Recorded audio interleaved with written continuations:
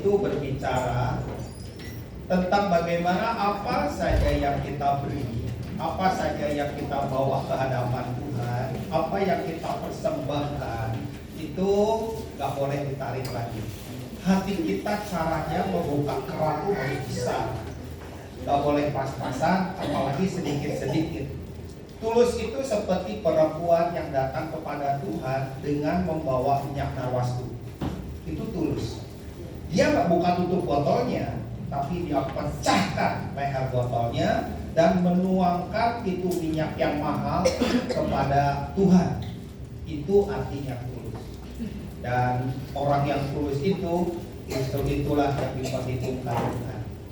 Ada banyak gereja hari ini itu masalahnya mereka memberi tetapi hati mereka nggak ngasih.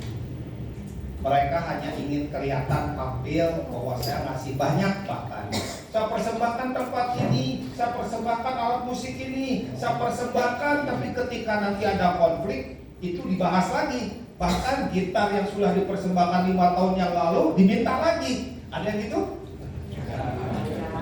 Gak ada. Oke, karena gitar gak ada yang kasih. Gitar milik gereja. Tapi ada gereja, kursinya kalau marah, kursi itu dibawa pulang. AC kalau lagi konflik itu AC dicabut dibawa pulang. Nah yang gini-gini itu artinya nggak tulus. Nah Bapak Ibu, jangan sampai apa yang kita persembahkan itu diminta kembali, karena bukan itu persoalannya. Ketulusan itu yang dihitung oleh Tuhan. Jangan sampai apa yang sudah kita persembahkan, perjalanan mungkin dari muda, bahkan dari kecil sampai hari ini itu hilang semua gara-gara kita nggak tulus lagi di hadapan Tuhan. Ya.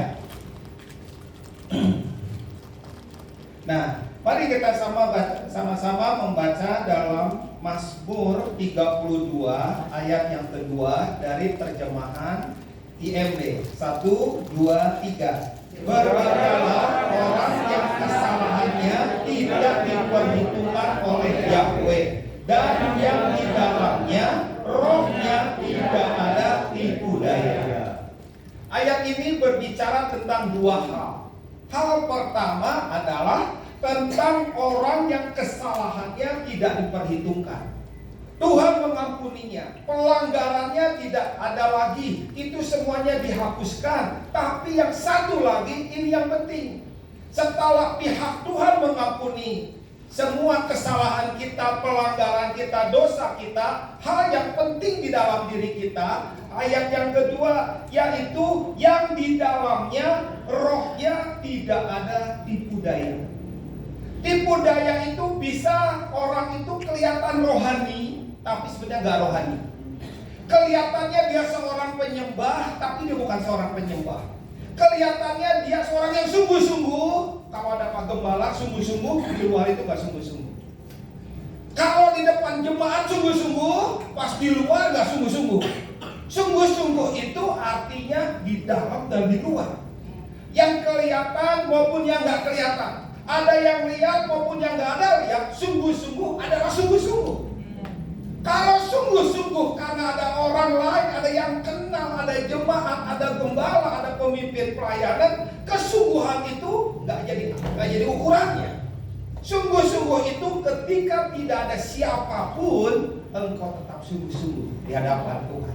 Amen. Tetapi masalahnya, kenapa perhitungan yang kedua, Raja Daud berkata bahwa bukan saja kesalahannya tidak diperhitungkan, yang kedua adalah yang di dalam rohnya tidak ada tipu daya, tidak bersandiwara, tidak bikin hal yang ngomongnya A tapi dalamnya B.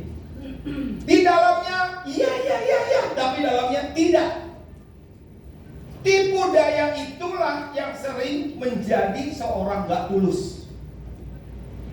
Segala sesuatu yang kelihatannya berbeda antara yang keluar dengan yang di dalam, itu merusak ketulusan. Ketulusan itu selalu tampil dalam dan luarnya sinkron, selaras, sama. Jadi ketika Daud pada waktu itu dapat kabar bahwa Saul itu meninggal,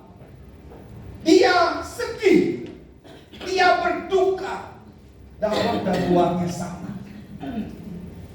Enggak seperti ini. Oh, Raja Saul meninggal, tapi dalam hatinya, sebentar lagi aku akan menjadi raja. Daud itu sinkron, tidak ada tipu daya dalam rohnya. Nah, yang jadi masalah adalah dosa mengubah kita sehingga roh dan hati kita memiliki tipu daya. Itu yang mengubah kita, di dalamnya kita ada tipu daya. Setiap kali ada dosa dalam jemaat, pasti ada tipu daya. Setiap kali ada dosa dalam hati seorang pemimpin, pasti ada tipu daya. Setiap kali ada dosa di dalam hati seseorang, pasti ada tipu daya. Ketulusannya jadi hilang. Yang tadinya nggak ada perhitungan, tapi karena dosa, maka kerannya nutup sedikit demi sedikit dan akhirnya hilang ketulusan. Dosa itu menghilangkan ketulusan. Dosa itu menyebabkan seseorang mempunyai tipu daya. Aneh. Secara langsung, nggak perlahan, secara langsung. Dosa itu membuat kita menjadi kelihatannya sungguh-sungguh, padahal nggak sungguh-sungguh. Dosa itu sama seperti apa? Seperti memegang seekor ular. Ini dosa, kalau nggak diselesaikan, seperti memegang seekor ular. Dilonggarin, ularnya menggigit, dipegang erat-erat, pegel. Ngerti? Dosa itu seperti memegang seekor ular. Dilonggarin, si ular itu menggigit kita, mematuk kita, dipegang erat-erat, bertahun-tahun, pegel. Begitu ada yang tahu, langsung curiga. Kenapa dia tahu dosa saya? Selalu perasaan was-was di dalam. Makanya muncul tipu daya. Setiap kali muncul dosa, pasti ada tipu daya. Setiap kali ada tipu daya, pasti bibitnya dosa. Sangat mudah dikenali. Gereja harusnya transparan. Gereja harusnya saling hendakkan kamu mengaku dosa. Supaya apa? Gak ada tipu daya. Supaya tetap tulus. Tapi gimana dengan dosa saya kalau semua orang tahu? Nanti ini jadi omongan satu gereja. Datanglah kepada orang yang kamu percaya. Dapat kamu mengaku dosamu supaya kamu sembuh. Dosa itu mengubah kita melalui 3 cara. Yang pertama, dosa mengubah posisi kita menjadi pusat. Ini kita lihat bagaimana setiap orang yang berdosa selalu ingin menjadi pusat. Awalnya Adam dan Hawa tidak pernah menjadi pusat. Adam adalah seorang pribadi yang menyembah Tuhan, membangun hubungan dengan Tuhan. Kenapa ular datangnya kepada Hawa, bukan kepada Adam? Kenapa? Karena apa? Bukan. Karena ularnya jantan. Kalau Hawa didatangi ular jantan, pasti lemah. Kalau ular jantan datang ke Adam, lemah nggak Adam? Tinggal. Itu penyebabnya kenapa Hawa jatuh, karena ularnya jantan.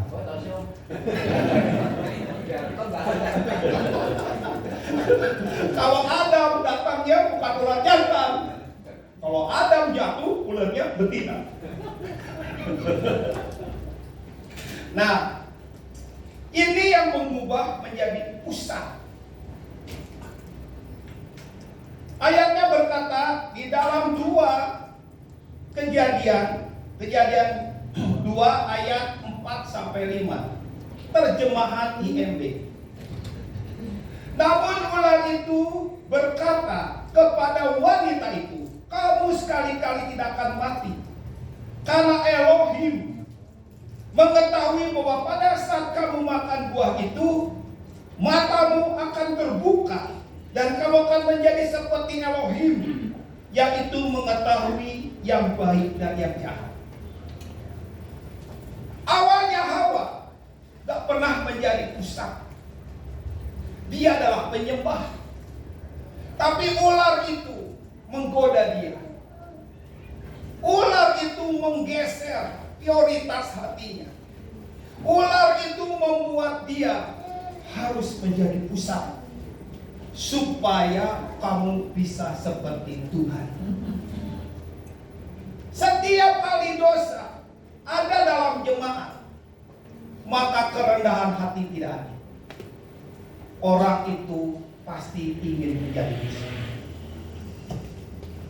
Satu kali di sebuah gereja ada kur. Ada di sini kur? Nyanyi bersama di depan? Ada. Hah? Natal doang. Ya. Satu kali di gereja, kalau dalam kur itu yang paling pendek berdiri di mana? Di depan. Di depannya di mana? Di tengah. Karena seseorang itu pendek dan paling kecil, maka selalu orang itu berdiri di tengah dan jadi center. Betul?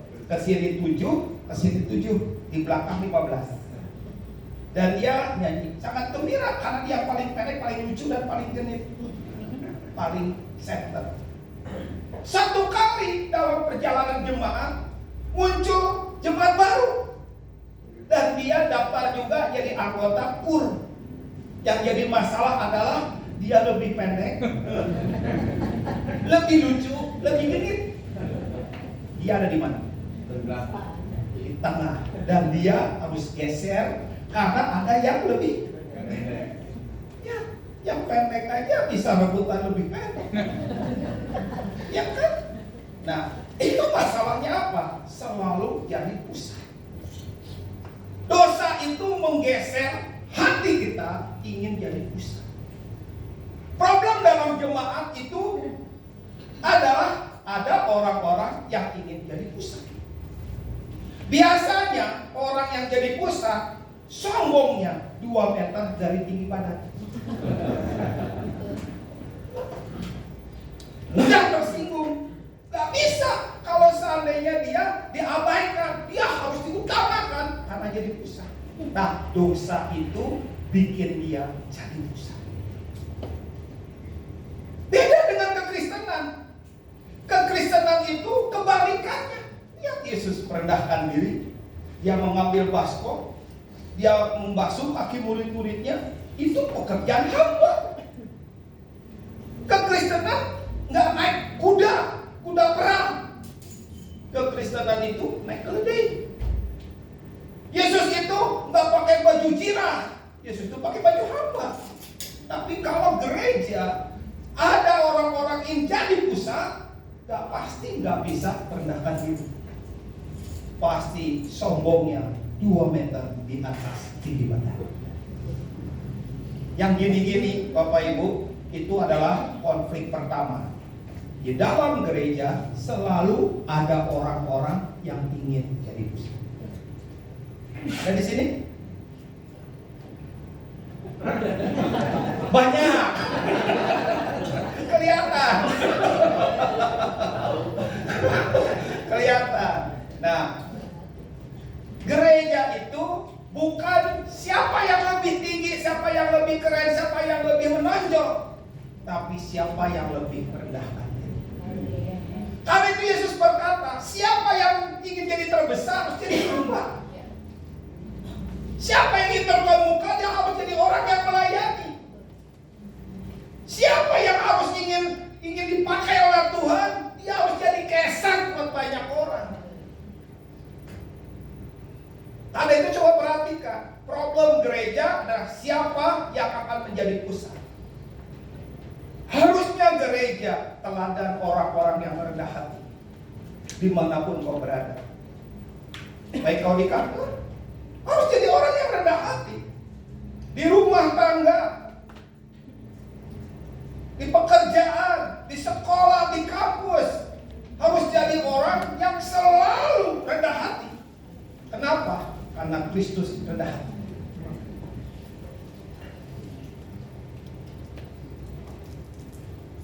Yang kedua, dosa menjauhkan kita dari Tuhan. Itu aneh. Yang tadinya gampang berdoa, gak gampang lagi berdoa. Yang tadinya gampang masuk dalam hadirat Tuhan, gak lagi gampang masuk dalam hadirat Tuhan. Ada hamba-hamba Tuhan yang jatuh dalam dosa. Yang tadinya dia punya pengurapan, gak lagi punya pengurapan. Yang ada adalah pengurapan sisa. Lama-lama gak lagi ada pengurapan. Ada worship leader yang diurapi. Ketika dia biarkan dosa menjalar dalam hatinya, walaupun dia adalah seorang worship leader, lama-lama tak seperti dulu lagi. Nggak cepat masuk dalam hadirat karena memang ada penghalang. Bukan Tuhan yang menjauhkan dirinya, tapi orang itu menjauhkan diri. Karena memang ada satu yang menghalangi di dalam. Kalau ada dosa cepat beresin. Jangan tunda-tunda, jangan kubur. Saya pernah loh satu kali berdiri di sebuah jendela kayak gini. Gini, saya mau khotbah nih. Khotbah apa ya? Saya lagi berdoa, Tuhan, saya mau khotbah nih, tapi nggak tahu materinya apa nih. Ayo ngomong, Tuhan bicara. Nggak mau ngomong. Sementara saya bukan pembicara yang gampang bicara. Kalau nggak ada materi, saya nggak bisa bicara. Satu kali ketika dia di jendela berdiri gitu, ada seekor kucing. Kucing itu ngapain? Dia celingak-celinguk. Kok kucing celingak-celinguk? Dia tangannya gali. Dia gali tanah. Kok aneh kucing gali tanah ya? Lalu dia BAP. Setelah itu dia celingak-celinguk dan dia tutup lagi. Lalu setelah tutup lagi dan dia berdiri dan dengan anggun dia perhatikan. Ada yang lihat. Dia nggak tahu kalau saya lihat dia. Banyak orang juga gitu kan, bikin lubang kan, taruh sesuatu kan. Dan itu yang membuat roh Tuhan tidak bisa mengalir. Kalau di gereja ini, namanya gereja itu bukan berbicara tentang besar kecil.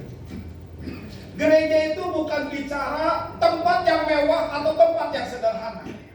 Gereja itu bicara tentang banyaknya orang yang hidup dalam terang.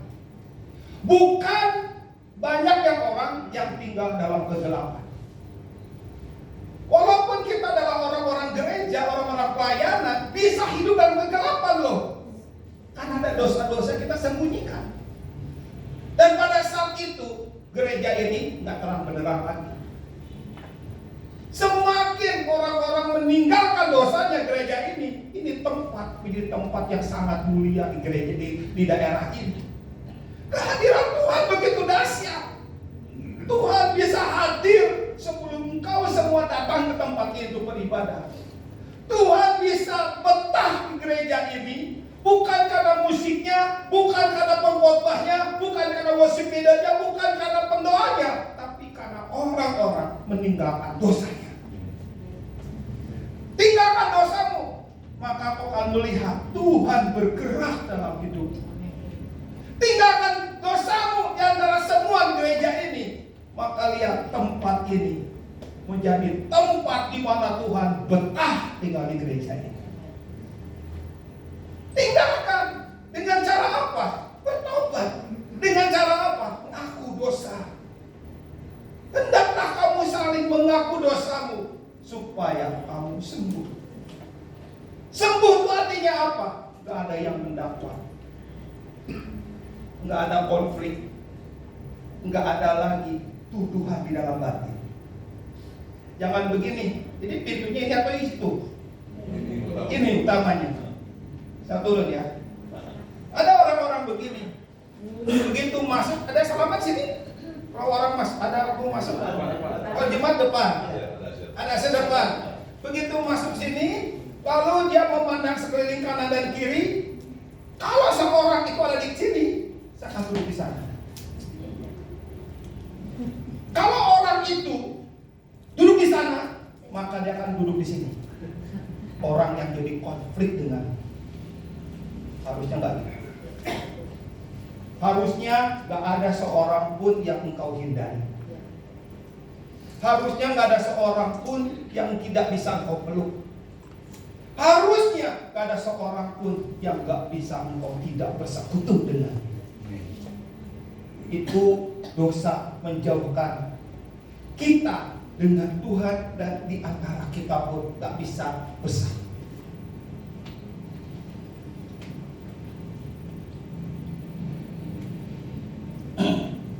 Kejadian 3 ayat 8 dari IMB. Ketika mereka mendengar bunyi langkah Yahweh Elohim yang sedang berjalan di taman itu pada senja hari yang dingin, Adam dan istrinya menyembunyikan diri dari hadapan Yahweh Elohim di antara pohon-pohon di tengah taman itu. Ada satu hal yang berbeda. Yang biasanya Adam ketika ketemu dengan Tuhan, dia langsung menghampirinya, dia langsung rindu dan haus untuk bersekutu dengan Tuhan. Tapi hari itu, karena dia sudah lakukan sebuah kesalahan, sebuah dosa, ada satu di dalam hatinya, menjauh, maka dia sembunyi.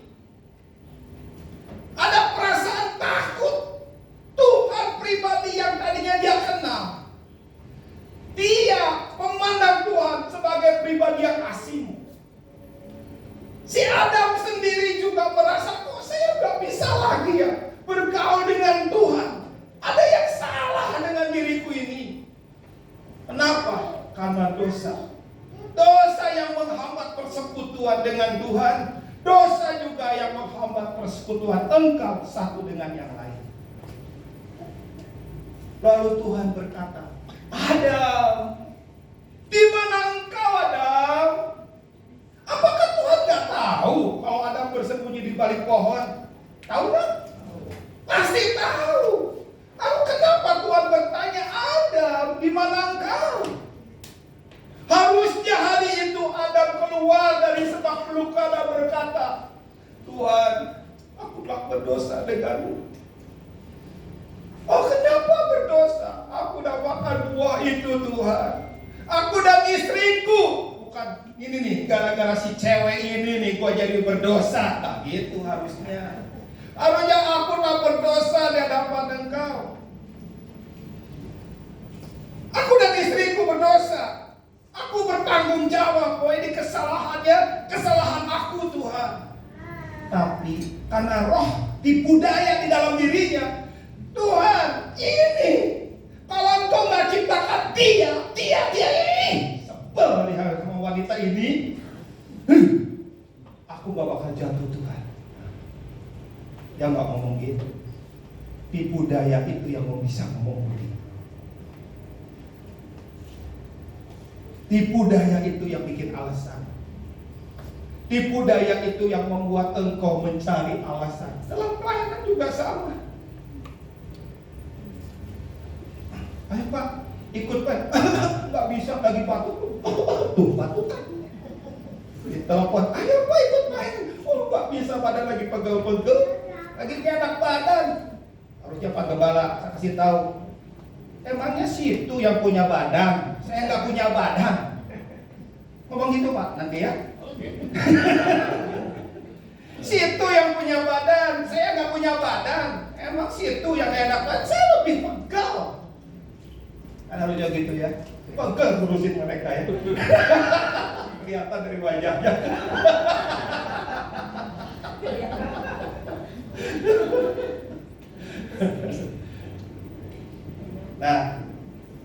lanjutkan ya.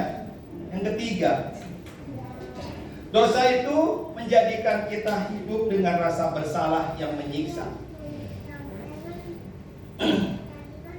Satu kali ada 2 orang kembar pergi ke kampung, ke rumah kakeknya. Si kakek punya seekor bebek putih kesayangan. Si anak kembar ini anggaplah laki-laki dan perempuan, Dina dan Dino. Satu kali si Dino itu naik sepeda. Lagi naik sepeda cepat, tiba-tiba menjulurlah leher bebek. Tanpa sengaja menggeleng lehernya, melindas, dan si bebek kejet-kejet kali. Akhirnya innalillahi wa inna ilaihi raji'un. Meninggal dunia. Apa yang terjadi? Si Dino itu celingak-celinguk, adakah yang melihat? Lalu mengubur bebek itu. Besok pagi seperti biasa dia bangun, dia tugasnya adalah nimba air. Zaman sekarang nggak ngerti nimba air ya, karena pakai kongkasannya ya. Zaman dulu timba. Lagi nimba itu adiknya Dini bilang begini, Dino, habis nimba penuhin bak ya, kamu yang nyuci, dan setelah itu kamu ngepel. Loh, itu kan tugas kamu Dini. Ya sudah, kalau kamu nggak lakukan, nanti aku akan pergi kepada kakek bilang bebek putih. Cukup. Oh iya, langsung panik. Dia langsung nimba, dia isi baknya, dia langsung nyuci, dia langsung ngepel. Sudah ngepel, kamu itu baju yang sudah kamu cuci juga kamu pel, langsung baju itu kamu jemur. Yang kering kamu setrika. Itu kan tugas kamu. Ya sudah. Aku coba bilang ke Papa, bebek putih. Iya, langsung panik. Berhari-hari hidup dengan perasaan bebek putih. Hatinya tak tenang, karena ternyata adiknya menyaksikan kalau dia sudah membunuh bebek kakeknya.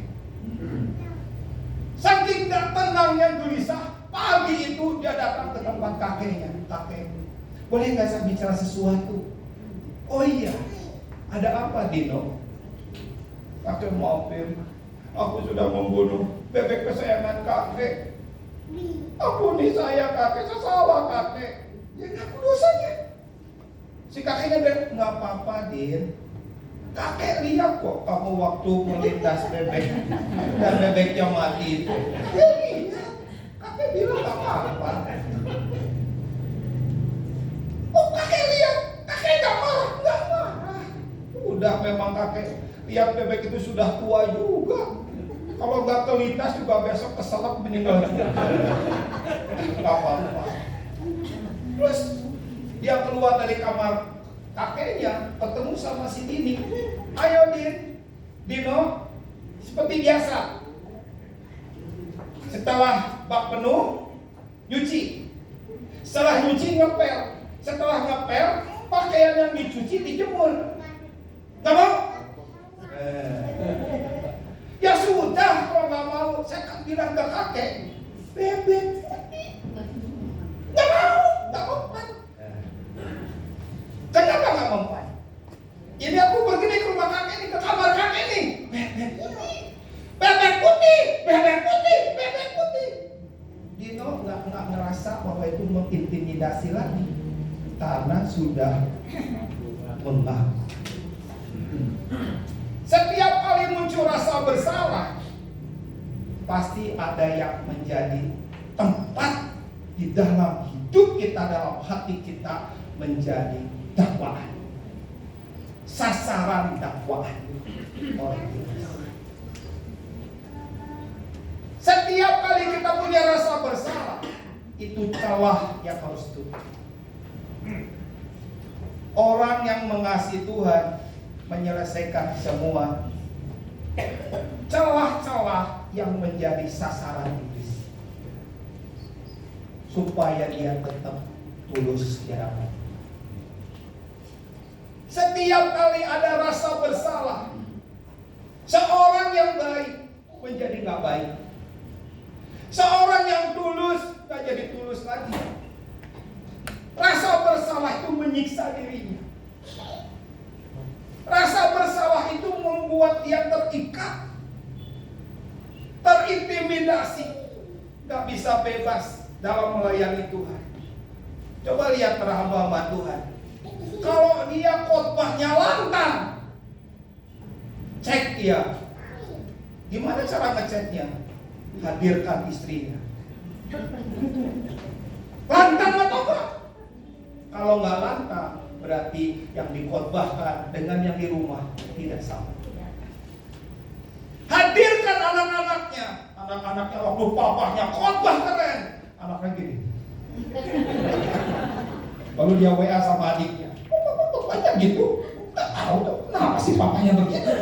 Nggak sesuai itu. Rekam, nanti kita di rumah bahas.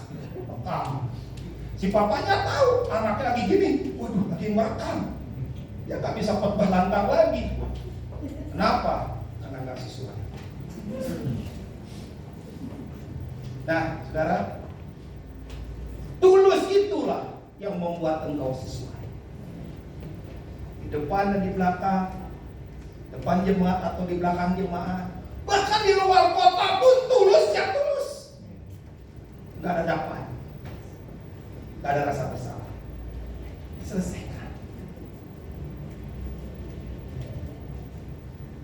Berapa minggu yang lalu saya harus mengaku dosa kepada jemaat. Saya kena tipu. Habislah saya. Kena tipu berapa ya? 6.700.000 ditambah 27.500.000.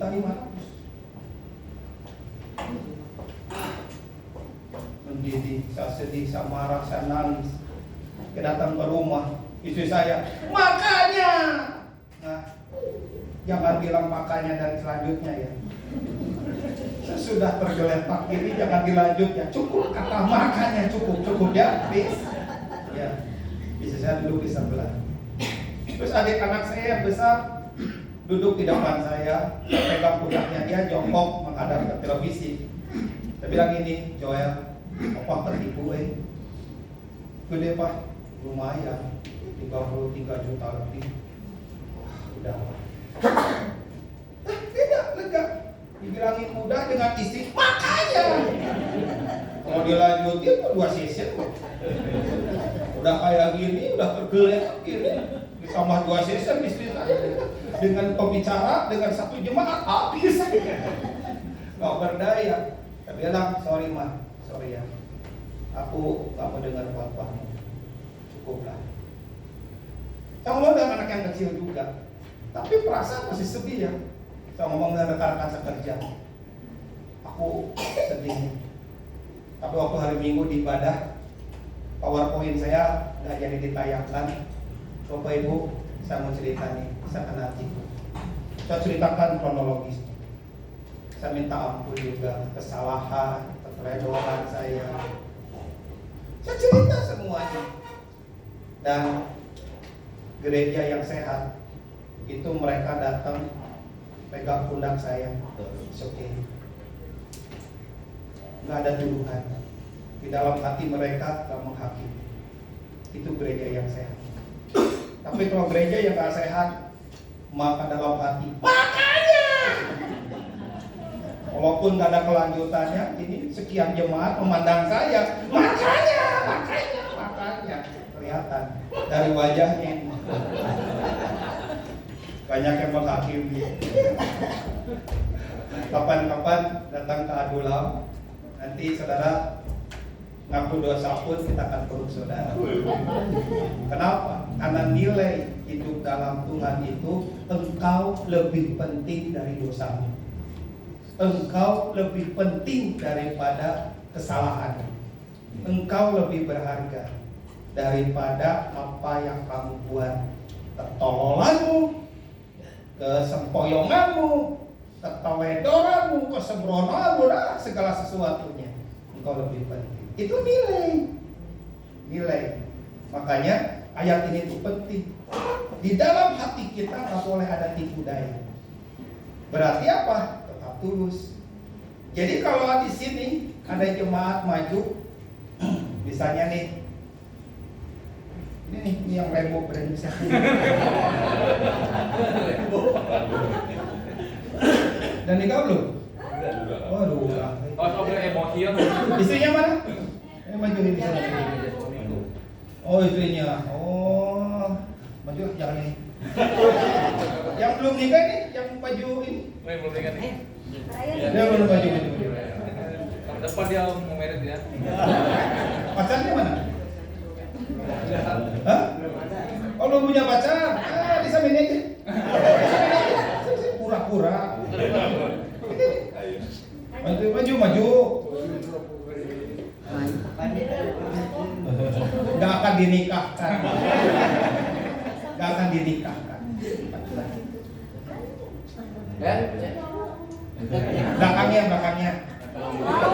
Belakangnya lagi. Belakang lagi mama ya. Maju.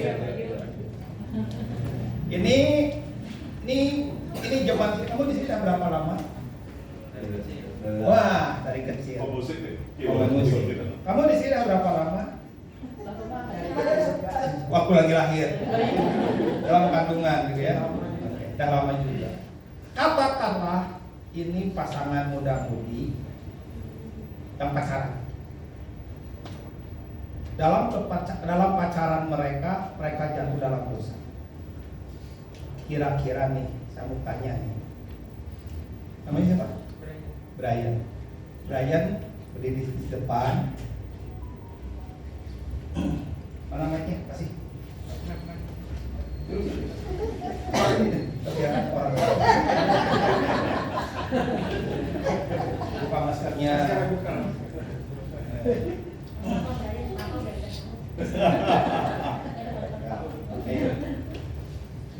Kamu ngaku penjemaat.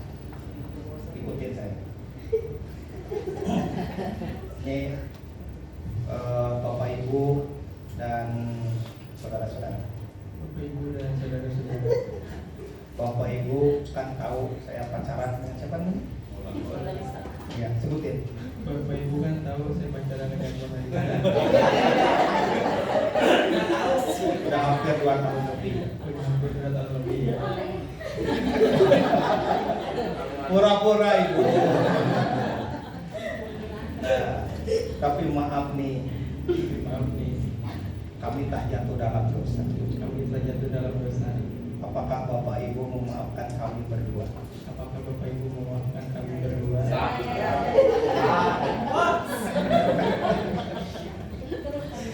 Kira-kira nih di dalam hati saudara, kalau ada orang yang ngaku depan jemaat seperti ini, apa yang kau lakukan? Makanya.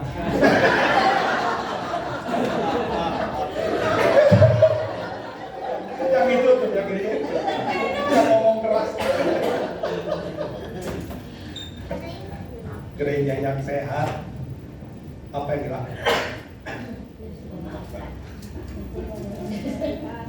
Memaafkannya gimana?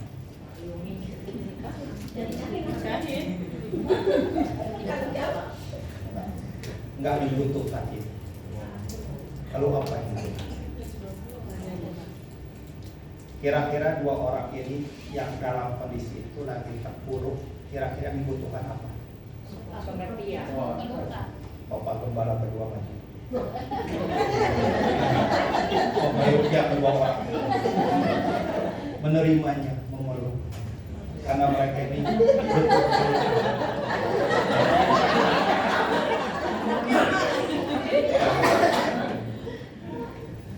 bukan saja kalimat saya mengakui kamu, bukan kalimat saya akan nikahkan kamu, saya akan cover kamu, saya akan jaga kamu. Itu gereja yang sehat. Harusnya seperti itu.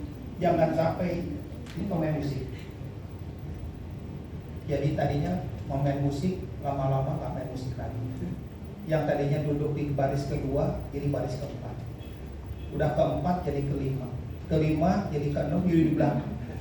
Di belakang dekat kamar mandi. Itu kamar mandi.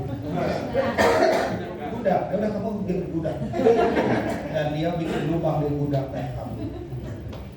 Bayangin, dari muda dididik, dilatih bersama-sama. Ya salah, tapi apakah harus hilang? Kenapa sih begitu pentingnya nih peraturan sampai dia menghilangkan 2 orang itu? Di luar sana ada yang butuh. Kenapa kita nggak butuh dia? Kenapa dia ini lebih penting kesalahannya daripada mereka ini?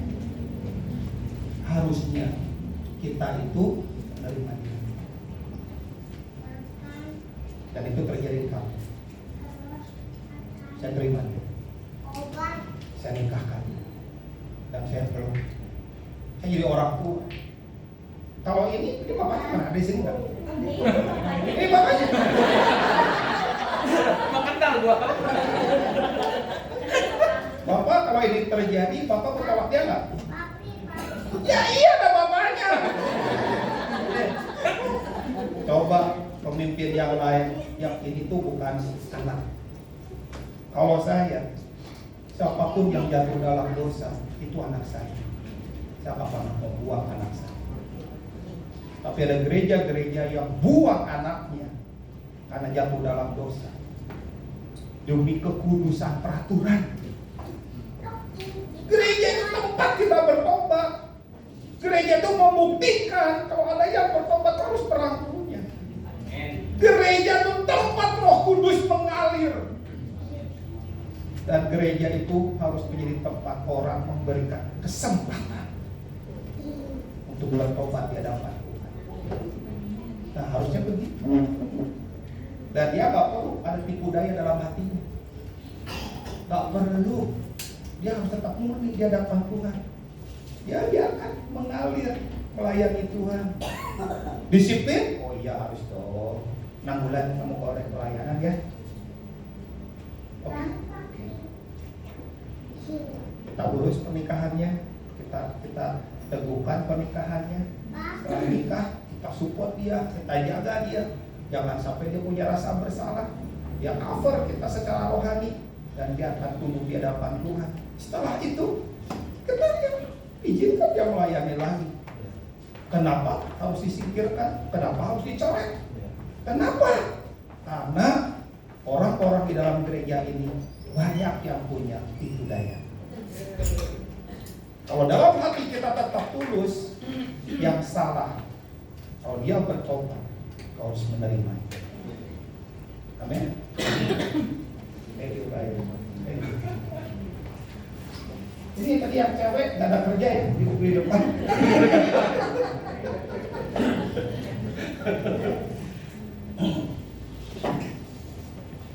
Ini lihat nih betapa jahatnya orang yang punya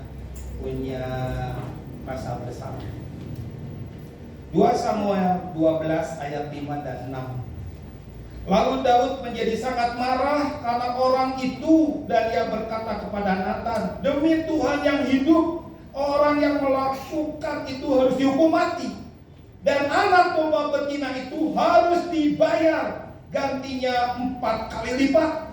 Karena ia telah melakukan hal itu dan oleh karena ia tidak kenal belas kasihan. Ini cerita Daud yang ditegur Nathan. Nathan bikin cerita waktu menegur Daud. Bos, ini ada orang kaya nih. Di mana? Oh di jalan depan tuh, jalan raya tuh bos. Yang rumahnya tinggi tuh. Bos kan tahu tuh, ternaknya banyak tuh, kawannya banyak. Oh ya terus, bos tahu nggak? Itu di belakang situ tuh ada rumah kubu kecil. Saya nggak pernah lihat. Ya nggak kelihatan bos. Yang jadi masalah gini bos. Si orang kaya itu kedatangan tamu. Waktu dia mau menghidangkan makanan, dia ngambil anak domba tetangga yang kecil itu. Padahal dia banyak bos. Wah, siapa itu? Kurang ajar itu. Dia harus mati. Dia harus bayar 4 kali lipat. Nah, itu ketika dia bilang begitu, apa kata Nabi Nathan? Kamulah orang. Kenapa dia bilang kamu harus mati? Orang itu harus dihukum. Karena orang rasa bersalah senang menghukum orang. Kalau orang yang tulus tidak senang menghukum orang. Kalau orang yang dicengkram oleh rasa bersalah, senang kalau ada orang yang salah itu lebih besar dari kesalahannya dan dihukum, bahkan lebih berat hukuman yang dia terima. Orang yang punya rasa bersalah itu menjadi kejam dan sadis. Itu karena dosa. Lalu dia berkata lagi, anak domba yang diambil harus diganti 4 kali lipat. Itu Daud berkata seperti itu karena rasa bersalah yang mencengkram dalam dirinya. Tapi coba lihat orang yang lain yang bernama Sakeus. Kalimatnya sama seperti Daud, tapi hatinya beda. Lukas 19 ayat yang ke-8. Tetapi Sakeus berdiri dan berkata kepada Tuhan, Tuhan, setengah dari milikku akan kuberikan kepada orang yang miskin. Dan sekiranya ada sesuatu yang kuperas dari seseorang, akan kukembalikan 4 kali lipat. Daud yang berkata dengan hati yang penuh dengan rasa bersalah. Dia berkata, siapa orang itu harus dihukum mati dan harus membayar 4 kali lipat. Dalamnya kejam, dalamnya pengen menghukum orang. Gak pernah ingin orang lain yang salah itu bebas dari kesalahannya. Tapi lihat Sakeus. Siapa Sakeus? Sakeus apa orang memucukai. Satu kali lagi menghitung uangnya. Pada saat itu terdengarlah berita dari hambanya, Pak, di luar sana ada ramaian nih. Ada apa? Yesus dari Nazaret masuk ke sini. Oh ya? Gak penting dia. Siapa itu Yesus? Dia hitung lagi uangnya. Mungkin zaman dulu Sakeus pakai sipua kali ya, yang dihitung-hitung gitu. Rasanya gak enak. Lama-lama dia keluar dan dia kejar ingin melihat Yesus. Waktu orang-orang melihat Sakeus, lalu mereka berdiri menghadang, jangan beri kesempatan untuk melihat Yesus. Dia dihadang oleh orang-orang karena orang-orang benci kepada dia. Pemungut cukai itu adalah pengkhianat bangsa. Dia mengambil lebih daripada jatahnya. Kalau orang tidak mau memberi, dia pakai tentara Romawi untuk memeras dan menjabelnya, mengambil dengan paksa. Tapi hari itu Sakeus ke atas pohon. Mungkin itu bukan pohon yang pertama. Ketika dia naik pohon, dia sudah keburu lewat. Dia naik pohon yang kedua, Yesus keburu lewat. Hanya ada pohon ketiga, dia berdiri di atas pohon. Dan begitu dia naik, belum melihat sekeliling, mendengar suara Sakeus. Dia kaget ada orang yang memanggil namanya. Dia gak pakai menteng. Dan suara itu keluar dari mulutnya Yesus. Hari itu membuat hari yang berbeda. Sakeus itu turun dari pohon. Dan waktu turun dia gak berkata begini kepada Tuhan Yesus, Tuhan, datanglah ke rumahku. Menu hari ini ada goreng ayam, goreng ikan, sayur asam, sayur lodeh, sambal cobek, dan sebagainya. Dia gak ngomongin itu. Dia juga gak ngomongin bahwa di rumah saya punya banyak hamba. Saya juga punya kolam segar, yang dimana Tuhan dengan rombongan bisa berendam di kolam kami, segar airnya.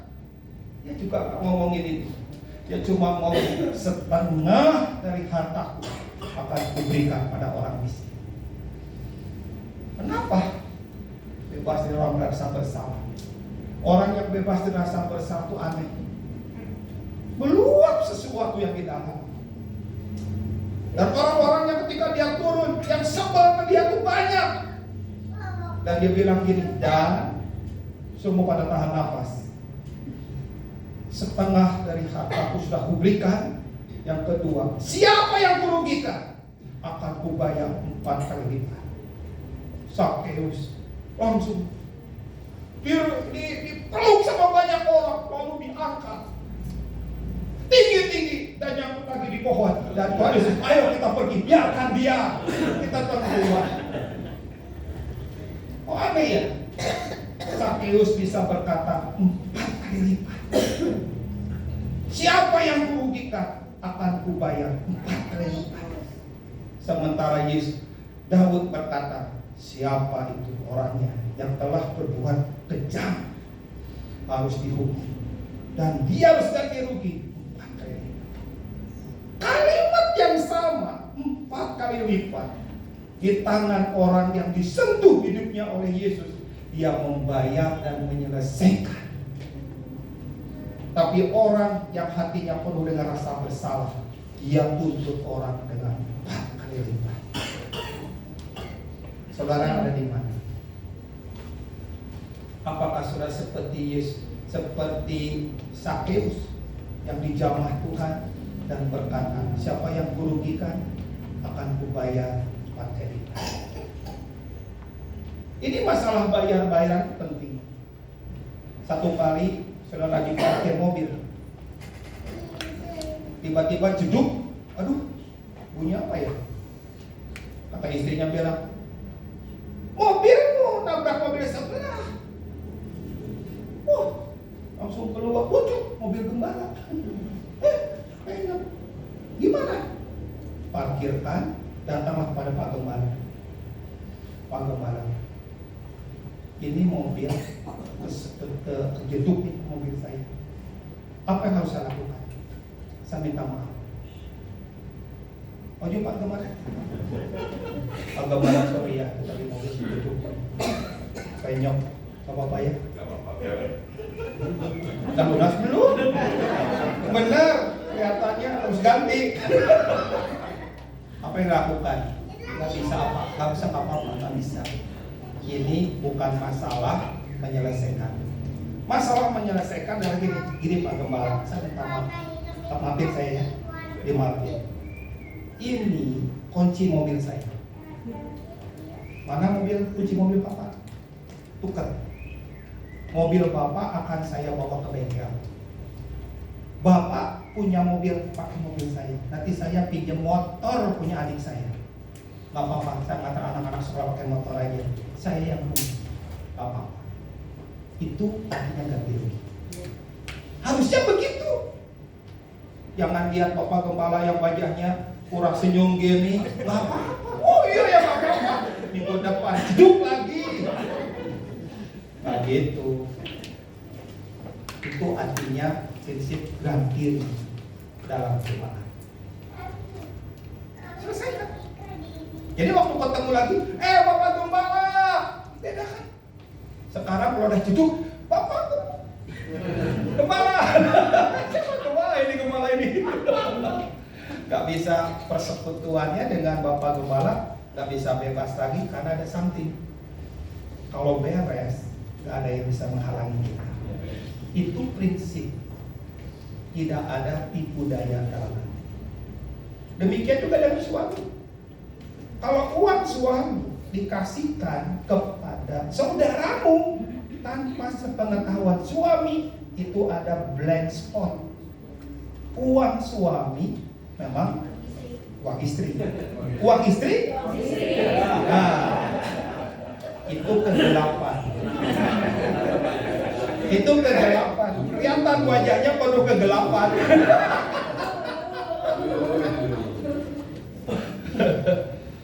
Uang suami adalah uang keluarga. Uang istri adalah uang keluarga. Siapa yang berhak mengeluarkannya? Dua belah pihak harus saling tahu. Kalau saya kasih uang ke mama saya saya harus kasih tahu istri saya. Kalau istri saya kasih uang ke saudaranya, harus tahu suaminya. Tidak ada perselingkuhan dalam keuangan. Lihat dulu ya. Ada yang nggak cerita, harusnya cerita supaya terang Kristus di dalam rumahmu terang benderang. Tidak ada kegelapan, tidak ada perselingkuhan dalam keuangan. Itu artinya terang. Terang nggak sama setengah terang, terang yang terang. Kalau saya punya grup WA, saya dan istri, isinya apa? Biaya. Apapun kita masukin. Cuma parkir doang lah. 2000. Tapi kalau saya kasih kepada ini apa yang membutuhkan, misalnya ada pengemis kayak kemarin, ya saya kasih 5.000 tapi hati jangan 5.000 dong. Ya sudah, cuma ada 2 lembar, ya udah kasih 50.000. Satu kali pernah ke satu gereja, saya buka kantong, saya buka dompet, ada 2 lembar, sama uangnya sama 5.000 dan 50.000. Dalam hati, nah ini yang gini-gini nih urusannya dengan Tuhan. Ini kan gereja temanku, udahlah tak kasih yang goceng aja lah. Gitu kan?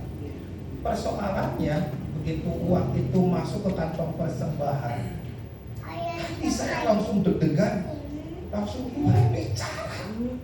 Berani-beraninya kamu lakukan hal itu di hadapanku. Aduh, saya di dalam mobil, saya nangis-nangis di mobil. Sampai di rumah, saya langsung turun masuk mobil, langsung ke kamar, saya langsung berbaring dan nangis. Istri saya dan anak saya kaget.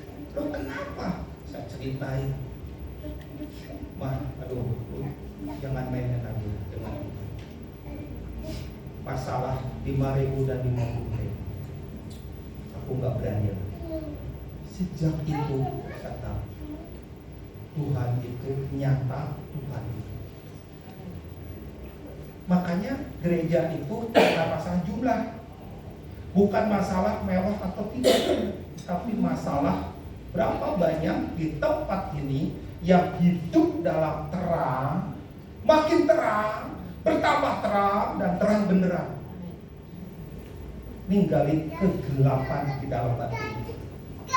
Orang yang terang benderang itu tidak ada tipu daya dalam masalah apapun, dalam keuangan, dalam kehidupan rumah tangga, dalam cerita, gak ada rahasia. Saya dengan istri, saya ngobrol, saya dengan jemaat, saya terbuka, karena memang harus transparan. Maka lihat, kehadiran Kristus semakin nyata dalam gereja. Dan juga gereja yang sehat gak senang gosip. Kalau di sini kelihatannya senang, kelihatannya udah jelas tuh, lihat. Saya beritahu, kalau bibirmu lebih maju dari hidupmu, yang akan celaka itu hidupmu. Bibirmu gak boleh maju dari hidupmu. Kalau sudah gosip tuh, waduh, yang firman Tuhan cepat lupa, apalagi gosip hafal. Itu kegelapan dalam gereja. Harusnya engkau semua tidak lagi suka dengan kesalahan orang lain. Kalau ada orang cerita begini, Paman, ini banyak peran pengganti ya, maaf ya. Pak, si Pak Ustaz ternyata orangnya begini.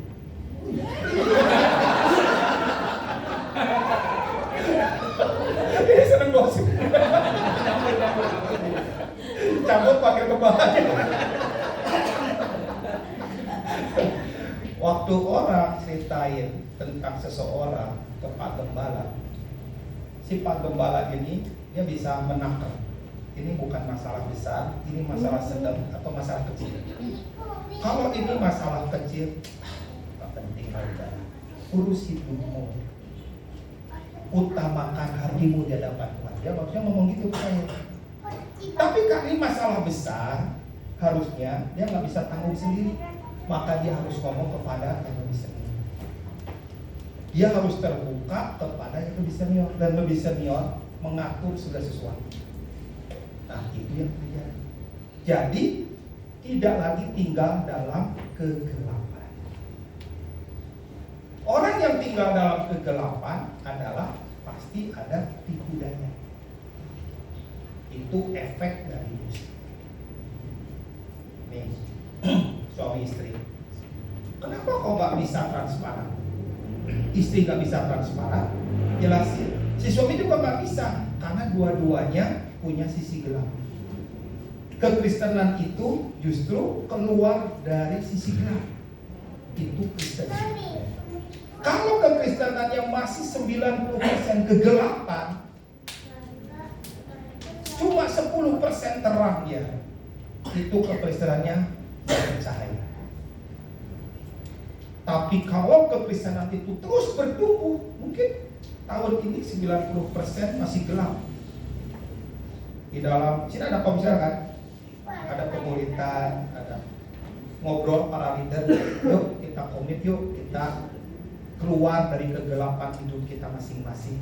Gimana caranya? Hendaklah kamu saling mengaku dosa supaya kamu sembuh.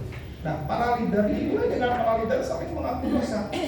Tujuannya apa? Supaya gereja ini sembuh. Pembicara yang tidak sembuh nggak bisa terang mengeluarkan terang. Walaupun materi bagus, sebagus-bagusnya pembicara, kalau terangnya tidak keluar, materi itu nggak terang.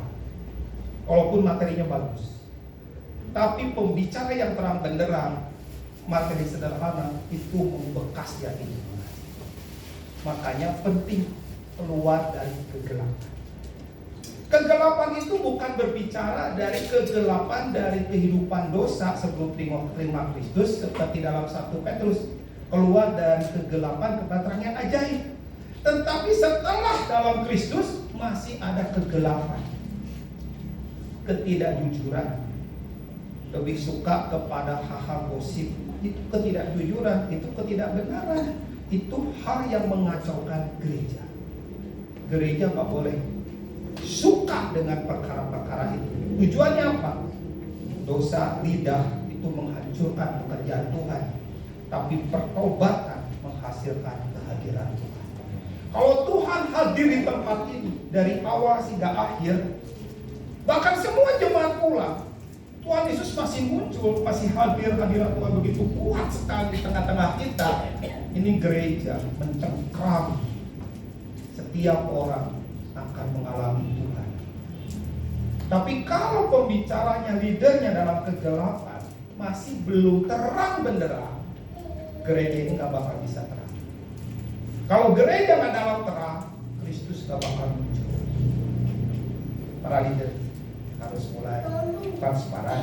Pasangan-pasangan, para leader harus kumpul suami istri dan mulai terbuka.